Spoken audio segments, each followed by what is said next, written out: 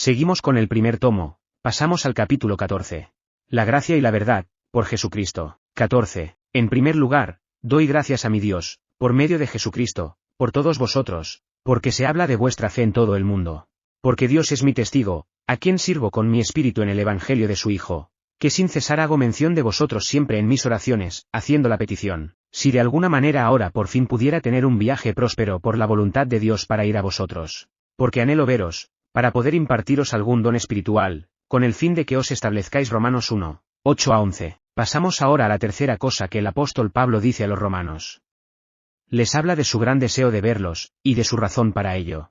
No deja de repetir esto, lo ansioso que está por verlos. Y nos damos cuenta de que su razón para desear visitar Roma no era solo para poder deambular por esa gran ciudad, tan famosa como centro de gobierno y por sus edificios y otras cosas diversas. No estaba ansioso por ir a Roma como tal. Pero sí estaba muy ansioso por ver a este pequeño grupo de personas que eran cristianas. No veo ningún indicio en ninguna parte de que estuviera ansioso por ver al emperador, aunque lo habría visto si el emperador estuviera dispuesto a escuchar su predicación. Pero aparte de eso, su interés no está en los edificios, en las ciudades o en los grandes personajes. Sin embargo, está tremendamente interesado en cualquier cristiano donde quiera que esté, y aquí expresa este gran deseo suyo de ver a estos cristianos romanos. Ahí también, por supuesto, nos está diciendo mucho incluso sobre él mismo. Una vez que un hombre se convierte en cristiano, este se convierte en el rasgo dominante de su vida, todas las personas, en adelante, y todos los demás intereses se juzgan a la luz de esto. No es que el cristiano deje de interesarse por la cultura en general. Está interesado. Pero mucho antes de eso, está interesado en las personas cristianas, en verlas y en tener comunión con ellas. Pero el apóstol está particularmente ansioso, nos dice, de visitarlos por esta razón, para que sean establecidos. Esto lo dice en el 11º versículo, porque anhelo verlos para impartirles algún don espiritual, a fin de que sean establecidos.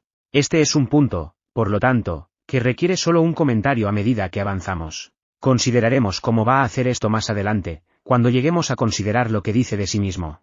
Pero de momento nos damos cuenta de que mientras da gracias a Dios por estos cristianos de Roma, quiere que sean conscientes del hecho de que necesitan algo, y lo que necesitan es ser establecidos. Otra palabra que podría poner ahí, si quiere, es la palabra, fortalecidos, y todo ello conlleva la idea de ser edificados, de ser más completos, o de ser separados. Esas son las ideas que transmite la palabra que utiliza el apóstol. Esto, pues, es algo a lo que debemos prestar atención. La doctrina, por supuesto, es esta, que aunque estas personas en Roma se han convertido en cristianos, y aunque el apóstol da gracias a Dios por ellos, y aunque se alegra de que se hable de su fe en todo el mundo, sabe bien que necesitan ser establecidos, necesitan ser fortalecidos. En otras palabras, la conversión no es un final, es un comienzo, y que un hombre se convierta no significa, bueno, ahí está el final de la historia. Vino a Cristo y se convirtió en cristiano. En absoluto. Si eso fuera cierto, ninguna de estas epístolas del Nuevo Testamento se habría escrito jamás. Todas estas epístolas se han escrito porque convertirse en cristiano es solo un comienzo. Necesitamos ser establecidos. Necesitamos ser alimentados y necesitamos ser entrenados. La analogía utilizada por el apóstol es que somos bebés en Cristo, y eso no es un fin, es un comienzo. ¿No es así? Un bebé en Cristo no es uno que ha llegado y está completo. No. Es uno que ha sido en un nuevo reino y está empezando, uno que ha abierto los ojos por primera vez. Necesita que se le enseñe a caminar e incluso a comer y a comportarse. Necesita atención. No es alguien a quien se pueda poner en primera línea de inmediato. Es un bebé. Y por eso se encuentra en estas diversas epístolas la gran atención que se presta a todo esto, el establecimiento y la alimentación con la leche sincera de la palabra, la formación de los novatos, etc. Ahora no quiero desviarme con demasiada frecuencia, pero permítanme hacer una pregunta. ¿No hay una tendencia a olvidar algo de esto en la actualidad, y a estar casi en peligro de pensar que la conversión es un fin? Oh, mis queridos amigos, es solo el comienzo, y es algo que necesitamos saber por muchas razones. ¿Cuáles son? Bueno, aquí están algunas de ellas. Hay un poderoso adversario que se nos opone, Satanás, el acusador de los hermanos, y en el momento en que un hombre se convierte en cristiano se convierte en un objeto muy especial del interés y del ataque del diablo. Por eso el apóstol Santiago puede decir, en el primer capítulo de su epístola, considerad que es una alegría cuando caéis en diversas tentaciones, sabiendo esto, que la prueba de vuestra fe obra la paciencia. Es una prueba de vuestra fe, dice, por lo que les dice que se alegren de ello. Desde un ángulo podemos hacerlo, pero desde otro es algo que nos hace pensar seriamente y darnos cuenta de nuestra posición. El hecho de que seamos bomberos de nuevo y que nos hayamos convertido en cristianos no significa que el diablo ya no intentará tentarnos. Nos atacará. Intentará hacernos creer que todo lo que nos ha sucedido es quizás alguna experiencia psicológica. Intentará poner en duda la veracidad de la cosa en sí. Lanzará sus dudas, tratará de sacudirnos. O si no lo hace, ciertamente tratará de desanimarnos. El diablo no puede impedir que ninguno de nosotros se convierta en cristiano, pero a menudo consigue que seamos cristianos miserables. No es él quien controla si estamos en la vida cristiana, pero, porque le escuchamos, y porque no somos conscientes de la enseñanza, puede afectarnos profundamente, y el resultado es que hay muchos que son verdaderamente bomberos de nuevo que han sido infelices en su vida y experiencia cristiana. Se han desanimado. Puede plantear dificultades y obstáculos, puede causar problemas con otras personas. ¿Recuerdan la ilustración de Pablo sobre eso en el 4º capítulo de la epístola a los Filipenses? La iglesia de Filipos estaba prácticamente partida en dos. Las dos mujeres Ebodias y Sintiche habían sido mujeres tan excelentes al principio, dice Pablo, y le habían ayudado tanto, y ahora estaban discutiendo y no se hablaban, y la iglesia se estaba agrupando en torno a las dos y la obra estaba siendo amenazada. Ese es el tipo de cosas que les ocurren a los cristianos, por lo que el apóstol se da cuenta de la importancia de estar establecidos y fortalecidos. Otras palabras, necesitamos que nos enseñen la doctrina que nos habla de este antagonismo y estos ataques del diablo, y sobre su sutileza y sus artimañas. Pues bien, todo esto está aquí. Ahora quería ir a Roma para decirles cosas así, para prepararlos. Estar prevenido es estar prevenido en este. No solo eso. El diablo los tentaría a pecar, tal vez a abrir el pecado, de modo que el apóstol, como encontraremos en los capítulos 6, 7 y 8 de esta epístola, trata toda la cuestión del pecado. El diablo viene en su sutileza y dice, ahora bien, porque eres cristiano no importa lo que hagas. Si es cierto decir que donde abundó el pecado abundó mucho más la gracia, pues, seguidamente, la lógica es, no debemos entonces continuar en el pecado para que la gracia abunde. Muchos hombres han caído en esa trampa y se han convertido en antinómicos, o en algún hereje de ese tipo. El apóstol lo sabe, por eso dice, anhelo veros para poder estableceros.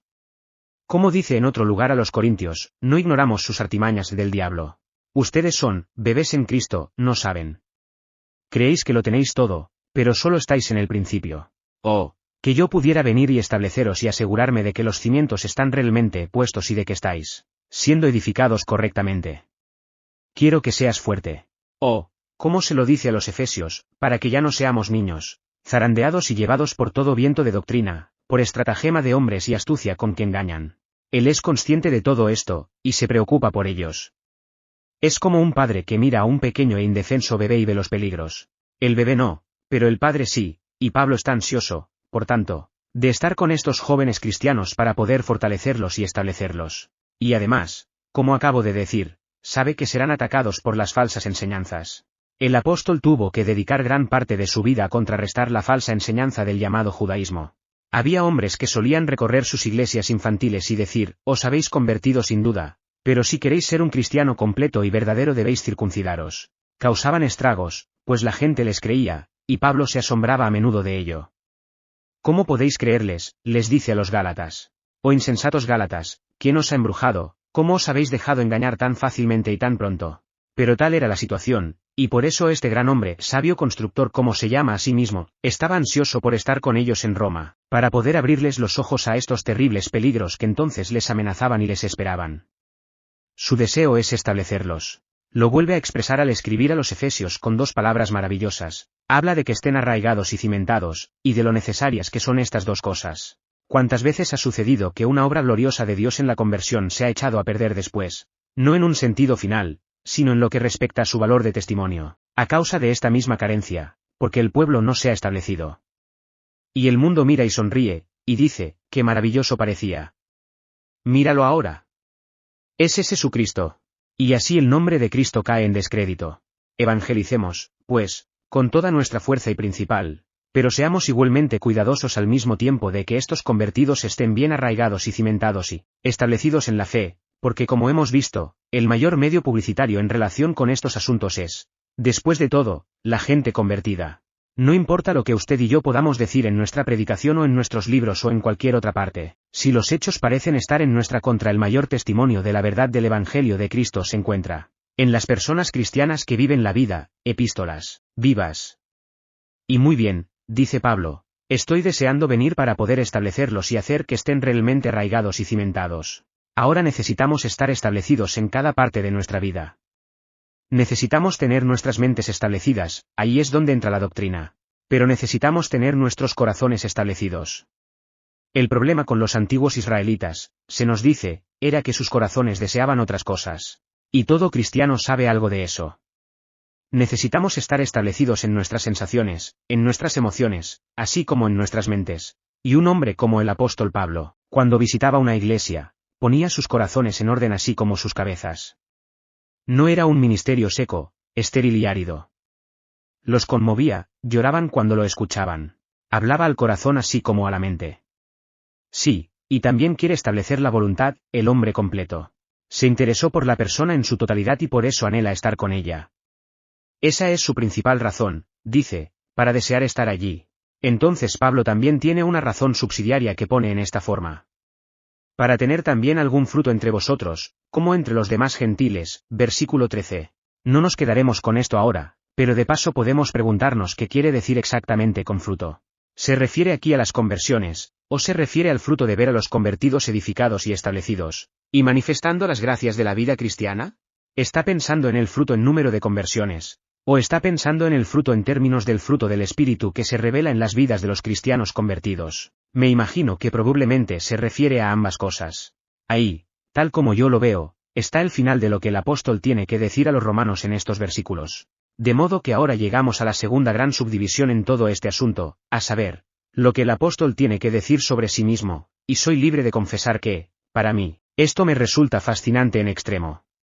Tenemos aquí una maravillosa visión del carácter de este gran hombre de Dios. Vislumbres de su manera de trabajar, de su perspectiva sobre su trabajo y sobre sí mismo. Y nos da maravillosas vislumbres de su vida más íntima, y especialmente de la parte devocional de su vida. He tratado de ponerlo bajo una serie de epígrafes, y lo primero que tengo que señalar es esto, es la palabra, primero, que se encuentra en el 8º verso. Después de decir, gracia a vosotros y paz de parte de Dios nuestro Padre y del Señor Jesucristo, pasa a decir, primero. Puede que usted se sonría ante esto, pero le digo que eso es porque no ha leído el párrafo con atención. ¿Qué tengo que decir sobre la palabra, primero? Solo esto, que el apóstol no dice, segundo, ni tampoco pasa a decir, tercero. Comenzó diciendo, primero, y entonces, por supuesto, uno espera una lista, pero no la obtiene. No hay segundo. No hay tercero. ¿Qué hay de interesante en eso?, dice alguien. Pues bien, creo que aquí tenemos una maravillosa visión del ser esencial del apóstol. Inconscientemente nos da una visión de sí mismo. Tiene una serie de cosas que quiere decirnos deliberadamente sobre sí mismo, pero aquí nos dice algo sobre sí mismo sin saber que lo está haciendo. ¿Qué deduzco entonces del hecho de que habiendo dicho primero, no pase a segundo y tercero? Deduzco que este hombre de Dios era un hombre que, a pesar de ser quizás la mente y el intelecto más grande que el mundo haya conocido, no era sin embargo esclavo de su mente o de su gran capacidad. Su corazón era tan grande como su cerebro. Y el resultado es que usted encontrará muy a menudo en sus escritos que su corazón parece controlarlo a expensas de su mente. He aquí un hombre que se propone decir una serie de cosas, 1, 2, 3, etc. Empieza por la primera, y luego se va, y se olvida de que alguna vez dijo primera, y nunca vuelve a ella. Esa es una gran característica de sus escritos. A menudo es culpable de lo que los estilistas llaman, y creo que los términos técnicos son interesantes, anacoluta, que es el plural de anacoluton. Un anacoluton es esto, un hombre empieza a escribir una frase, va a hacer un argumento. Se pone en marcha, dice algo, y eso le hace pensar en otra cosa, y se va directamente a esa otra cosa, y nunca completa su frase. Ahora bien, el apóstol era muy culpable de eso, frases inacabadas. O si en realidad no las deja inacabadas, lanzará una tremenda digresión, y entonces recordará de repente, y volverá y terminará su frase. Un estilo terriblemente malo, ¿dice usted? Doy gracias a Dios por ello. No tenemos aquí a un literato. Tenemos un siervo apasionado de Cristo, un evangelista, un predicador, un maestro. No me malinterprete, nunca deja de decir la verdad que se propone. No ese es el punto al que me refiero. Siempre da la verdad que quiere dar. Sí. Pero en lo que se refiere al estilo y la forma, los atraviesa, los pisotea y se olvida de todo. Gracias a Dios. Está usted defendiendo, entonces, que no debe haber forma en el sermón de un hombre, y que no debe tener estos puntos, dice alguien. No, no estoy haciendo nada de eso, sino que les estoy sugiriendo que con frecuencia somos culpables de prestar tanta atención a la forma, que se olvida el espíritu. Y no estoy seguro de que no sea la mayor maldición de la Iglesia actual. Muy a menudo, al final de un servicio, se oye decir a la gente, ¿no ha sido hermoso? Ahora seamos muy claros al respecto, no deben malinterpretarme. Estoy sugiriendo seriamente que la forma se ha vuelto tan importante en nuestras mentes que olvidamos el fondo, y es un peligro muy grave. El servicio para Cristo, y para Dios, no está destinado a ser primero hermoso, está destinado a ser verdadero, la verdad primero. Y si olvidamos la verdad en aras de la belleza de la forma, o algo así, creo que estamos pecando gravemente. No, este hombre no estaba atado por la forma, gozaba de una gran libertad de espíritu. Deja cabos sueltos. Si lee la historia de los grandes renacimientos, descubrirá que esto siempre ha sido así. Algunos de esos maestros constructores de hace 300 años eran estilistas atroces. Jonathan Edwards era uno, pero ¿cómo lo usó Dios en su predicación, en el avivamiento y en la salvación de masas de gente? Hoy en día estamos tan preparados y somos tan formales. No solo tenemos nuestros puntos, nuestros números, sino que insistimos en tener también la literación, ya que casi forzamos la verdad en nuestro pequeño sistema de 5P y 5S, o lo que sea. La forma es tan maravillosa, y decimos, qué claro, qué bonito, qué maravilloso, qué limpio. Y a veces me parece casi la pulcritud de la muerte. La falta de vida de la mera forma sin una sustancia viva dentro de ella. Primero, dice este hombre Pablo, y luego procede a olvidar que lo ha dicho, y nunca llega al segundo o al tercero. Lo que esto significa, digo, es que él vivía en el reino del Espíritu. No está atado por las pequeñas formas ni por ninguna otra cosa. Me pregunto si el mayor problema de la Iglesia cristiana actual, y permítanme decirlo con temor y temblor, incluso entre los cristianos, es que somos esclavos del decoro. Somos tan educados. Somos tan dignos. Somos tan amables. Tenemos tanto miedo, me parece, de que el Espíritu Santo descienda de repente sobre nosotros, y que algunos de nosotros estemos casi fuera de sí, porque ese tipo de cosas suceden en los avivamientos, ya saben. Sus programas se olvidan. La reunión no se detiene en ese preciso instante. Cuando el Espíritu Santo entra, puede durar toda la noche, y no somos conscientes del tiempo. Tengamos cuidado, pueblo cristiano, no sea que prestemos tanta atención a la forma, que la Iglesia moderna pueda, por así decirlo, morir de dignidad, y dejar de ser un instrumento en las manos del Dios vivo. Este hombre nunca corrió ese peligro. Un anacoluto, primero, y no segundo, cabos sueltos en abundancia. Lo olvida todo. Está lleno del Espíritu, y la verdad arde dentro de él, y sale. Todo está aquí. Pero las epístolas de este hombre no son epístolas hermosas, son masivas, son dinamita, son volcanes que lanzan su gran poder. Gracias a Dios, digo, por un hombre que dice, primero, y se olvida de decir segundo y tercero. La segunda cosa sobre la que debo llamar su atención es su vida de oración, y qué maravilloso vistazo tenemos a esto. Aquí también hay algo que siempre sale a relucir en todas sus cartas. No es que quiera alardear de sí mismo, era el último hombre del mundo en hacerlo. Pero está diciendo la simple y solemne verdad. Era un gran hombre de oración. No es mi propósito hacer un recuento completo de lo que el Nuevo Testamento enseña sobre la oración. 1. Simplemente voy a anotar las cosas que se revelan en esta sección en particular sobre la oración en la vida del cristiano. Observe lo que dice, doy gracias a mi Dios. No dice, doy gracias a Dios. No. Dice, doy gracias a mi Dios. De nuevo, en el capítulo 4 de Filipenses utiliza la misma expresión. Está preocupado por los filipenses y dice, no os preocupéis por mí, lo tengo todo y me sobra. Todo está bien.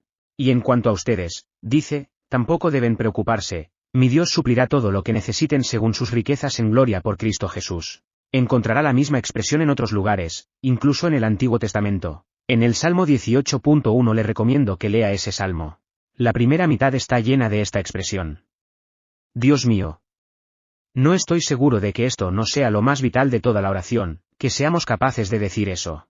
Dios, para el verdadero cristiano, para el hombre que realmente sabe lo que es rezar, no es un Dios lejano. Es un Dios que está muy cerca. El cristiano es un hombre que tiene acceso a Dios. El cristiano es un hombre que está en el nuevo pacto, y que se regocija en él. Encontrará la misma verdad en el capítulo 31 de Jeremías. Se cita varias veces en la epístola a los Hebreos, particularmente en el capítulo 8. La esencia del nuevo pacto es esta, que Dios dice, yo seré para ellos un Dios, y ellos serán para mí un pueblo. Y no enseñarán cada uno a su prójimo, y cada uno a su hermano, diciendo conoce al Señor, porque todos conocerán desde el más pequeño hasta el más grande. Mi Dios. Dios, no una gran fuerza o poder impersonal, que tal vez pueda ayudarme, ni siquiera Dios, como una gran persona en la distancia, sino un Dios que ha dicho, yo soy tu Dios, y tú eres uno de los míos. Mi Dios. Ahora me parece que esto es de la esencia misma de la oración. Me pregunto si es una verdadera oración si no conocemos a Dios. Recuerda el poema que dice, agradezco a los dioses sean, por mi alma inconquistable. Ahora bien, me temo que con demasiada frecuencia rezamos así a Dios. No rezamos a cualquier Dios, sino que toda nuestra concepción de Dios parece ser vaga e indefinida. Pero no así este hombre, doy gracias a mi Dios. Lo pone en otra parte. Dios, ¿de quién soy y a quién sirvo? Hay una relación personal, y un conocimiento personal. La definición que nuestro Señor mismo da de la vida eterna es esa, ¿no es así? Esta es la vida eterna, que te conozcan a ti, el único Dios verdadero, y a Jesucristo, a quien has enviado. Nuestra comunión, dice Juan, es con el Padre, nuestra comunión, y con su Hijo Jesucristo. Dios mío. Ese es el comienzo de la oración. Antes de que empecemos a ofrecer nuestra acción de gracias, antes de que empecemos a pensar en nuestras peticiones, y nuestros deseos, y nos volvamos importunos, ¿conocemos a la persona? ¿Nos damos cuenta de su presencia? ¿Podemos utilizar la expresión Dios mío? Dios mío, qué maravilloso eres, tu majestuosidad, qué brillante. ¿Le conoce usted? ¿Existe esa sensación personal de contacto y de comunicación? Doy gracias a mi Dios. La siguiente cosa, por supuesto, es igualmente importante, porque nunca podemos decir, mi Dios, aparte de esto. Y es esto, doy gracias por medio de Jesucristo por todos vosotros. Ahí nos lo vuelve a recordar. No se sienta en este momento a escribir una disquisición sobre la oración. No se preocupa realmente de enseñarles nada aquí. Solo les está diciendo lo mucho que ansiaba verlos y que está deseando estar con ellos. Quiere decirles que agradece a Dios por ellos, pero no puede decir eso sin decir, agradezco a mi Dios por medio de Jesucristo. Nunca lo deja fuera, lo repite una y otra vez. Siempre aparece. ¿Por qué? Bueno, porque siempre debe entrar. A menudo hemos pensado, no es así, que si queremos ir a Dios con una petición o un deseo, es muy importante que lo pidamos, por medio del Señor Jesucristo. Pero Pablo nos dice que es igualmente necesario cuando damos gracias a Dios. Ni siquiera puede dar gracias a Dios si no es a través del Señor Jesucristo. Porque el hecho del asunto es que no hay conocimiento de Dios en absoluto, y no hay acceso a Dios en absoluto, excepto a través de Él. Y es por eso, amigos míos, que ustedes y yo deberíamos impacientarnos por toda la charla moderna sobre una especie de unión de todas las creencias, ese movimiento que sugiere que tenemos algo en común con la gente que cree en cualquier Dios y que reza a su Dios, como nosotros rezamos a nuestro Dios. La posición cristiana es esta, que no hay oración escuchada por Dios excepto en y a través de Jesucristo. No hay acceso a Dios aparte de Él. No tengo comunión con un hombre que no encuentra a Cristo absolutamente esencial. Él puede ser un hombre muy bueno, pero no es un hombre cristiano, y no conoce a Dios. No hay conocimiento de Dios sino en y a través de Jesucristo. Él mismo dijo, yo soy el camino, la verdad y la vida. Nadie viene al Padre sino por mí. Él lo afirma y es una afirmación exclusiva. Por lo tanto, es una parte esencial de la posición cristiana decir eso. El budismo, el maometanismo o cualquier otro, ismo, el judaísmo, ninguno de ellos lleva al hombre verdaderamente a Dios. Por lo tanto, no creemos en un vago eclecticismo de los credos. No decimos en un momento como este, no debemos ser particulares. Pero si un hombre cree en Dios y menciona el nombre de Cristo de cualquier manera. No. Somos más particulares. Decimos esto. Un hombre debe darse cuenta de que no hay acceso a Dios en absoluto sino a través del Señor Jesucristo. Él es nuestro gran sumo sacerdote, y nunca puedo ir, con denuedo al trono de la gracia, a menos que vaya en y a través de Él. No puedo encontrar misericordia y gracia para ayudar en tiempo de necesidad, excepto en este conocimiento. Viendo, pues, que tenemos un gran sumo sacerdote, que ha pasado los cielos, Jesús el Hijo de Dios, mantengamos firme nuestra profesión, y acudamos con denuedo porque no tenemos un sumo sacerdote que no pueda compadecerse de nuestras dolencias, etc. Este es el argumento.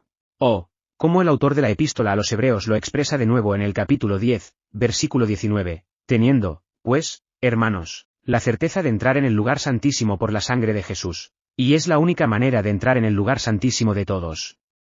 No hay otra. No se puede entrar allí sino a través del sumo sacerdote. El Antiguo Testamento lo enseña claramente, solo al sumo sacerdote se le permitía entrar en el más santo de todos, y eso solo una vez al año, no sin sangre. Ni siquiera él podía entrar sin la sangre, y el reglamento era que tenía que tener campanas, lo recuerdan, alrededor del dobladillo de su manto, para que cuando se moviera, la gente de afuera escuchara el tintineo de las campanas, y supiera que todavía estaba vivo, y que la santidad de Dios no lo había matado. Había entrado para representarlos a ellos y a sus pecados. Él, solo, una vez al año, no sin sangre, que ofrecía por sí mismo y por los pecados del pueblo. Dios sigue siendo el mismo Dios, y es solo el sumo sacerdote, Jesús el Hijo de Dios, y todos los que entran en él y a través de él, los que pueden entrar en la presencia de Dios en el más santo de todos, con confianza y con seguridad, y encontrar toda la misericordia y la gracia que necesitan en todo momento y en todas las situaciones. Lo último que quiero destacar de la vida de oración de Pablo es esto, su maravillosa intercesión por los demás. Enseguida dice, porque Dios es mi testigo, a quien sirvo con mi espíritu en el Evangelio de su Hijo, de que sin cesar hago mención de vosotros siempre en mis oraciones. Y lo repite. Qué preocupado estaba por los demás. No creo que el mundo haya conocido a un hombre más ocupado que este apóstol. En otra parte habla de que, el cuidado de todas las iglesias, pesaba sobre él. Trabajaba con sus propias manos como fabricante de tiendas, para no estar obligado a personas como los corintios y otros. Allí está, trabajando día y noche, y sin embargo encuentra tiempo para rezar por esta gente. Nunca ha visto a estos cristianos romanos. No los conoce, pero siempre está rezando por ellos. Los tiene en su corazón. Fíjense en cómo rezaba por los filipenses, a pesar de ser un hombre viejo, que se estaba muriendo en una prisión, por así decirlo, esperando ser ejecutado por un cruel emperador en cualquier momento. Está pensando en ellos en Filipos, dice, no puedo quitarme de la cabeza a Eudías y Sintique, estoy rezando por ellas. Ellas estaban en su corazón. Intercesión. Y supongo que no hay prueba más delicada y sutil de nuestro crecimiento en la gracia, y de nuestra verdadera espiritualidad, que esta, cuánto de su tiempo se dedica a rezar por usted mismo. Cuánto de su tiempo se dedica a rezar por los demás. Es cuando un hombre puede decir Dios mío que tiene más tiempo en su vida de oración para dar a los demás. Su propio problema está claro. Ya no está buscando / diagonal a encontrado. Lo sabe. Conoce el camino para entrar. Da su tiempo en la oración de intercesión por los demás. Ha asumido este ministerio. No solo es un gran predicador, profesor y viajero, se entrega a la oración, a la intercesión, a la carga de todo ello, a la causa de Dios, a estos jóvenes cristianos en la fe y a los peligros que les acechan. Reza sin cesar. Y no solo lo dice por los romanos, sino por todas partes. Estas son, pues, algunas de las cosas que vemos aquí muy claramente sobre la vida de oración de este hombre. Hay otro asunto, un gran tema, y es vital que lo mencionemos en este punto. Cuando voy a la presencia de Dios, ¿estoy absolutamente sometido y sumiso a su voluntad? Pasaremos a considerar eso en detalle.